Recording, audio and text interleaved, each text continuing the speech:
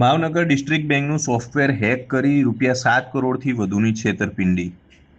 Bhavnagar district cooperative બેંકમાં cyber ફ્રોડની ગંભીર ઘટના સામે આવતા બેન્કિંગ ક્ષેત્રમાં ખળભળાટ મચી ગયો છે. જેમાં ડિસ્ટ્રિક્ટ કોઓપરેટિવ બેંકના ડેટા હેક કરી સિક્યુરિટી સિસ્ટમને ક્રેક કરી સિદ્ધસર, સુભાષનગર, ભરતનગર અને તળાજા બ્રાન્ચમાંથી ₹7 કરોડથી વધુ રકમની સાયબર ફ્રોડ થયા હોવાનો મામલો સામે આવ્યો છે. આ અંગેની જાણ થતાં જ ભાવનગર હેડ ઓફિસ દ્વારા જિલ્લાની તમામ બ્રાન્ચોમાં બેંકની કામગીરી સ્થગિત કરી દેવાઈ છે અને આ મામલે વધુ તપાસ માટે બેંકની ટીમ ટેકનિકલ નિષ્ણાતો સાથે ગાંધીનગર પહોંચીને ફરિયાદ નોંધાવવાની કાર્યવાહી હાથ ધરવામાં આવી છે. સમગ્ર વિગત એવી છે કે ગઈકાલે સોમવારે સવારે 10 વાગે અમારો સ્ટાફ અહીંયા આવ્યો એટલે એને અમારા સીઈઓ સાહેબને જાણ કરી કે સાહેબ આમાં કાંઈક ડાઉટ છે. સાહેબે જોયું તો ખ્યાલ આવ્યો કે રવિવાર કે કોઈ રજા આવતી હોય તો રજાના દિવસે અમારું મોબાઈલથી જે બેન્કિંગ થતું હોય એ 50થી 80 લાખના ગાળામાં રજાના દિવસે હોય.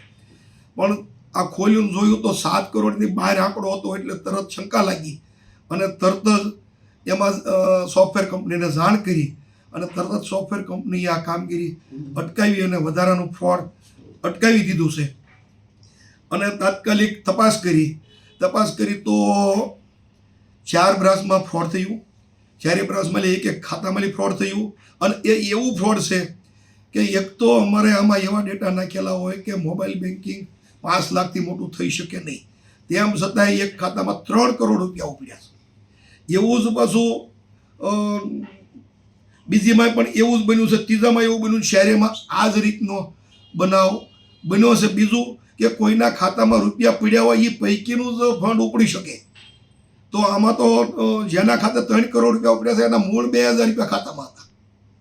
આ ત્રણેયના ખાતામાં 2,000 ને 3,000 જેવી જ રકમ હતી, તેમ છતાંય આ મોટું ફ્રોડ થયું છે. એટલે સોફ્ટવેરની ખામી થયું છે અને આનો કોઈ માઇન્ડ હાલ્યો છે, માસ્ટર માઇન્ડ છે અથવા તો સોફ્ટવેર કંપનીમાં ક્યાંક નોકરી કરેલો હોય એનો જાણકાર હોય એની દ્વારા થયું છે.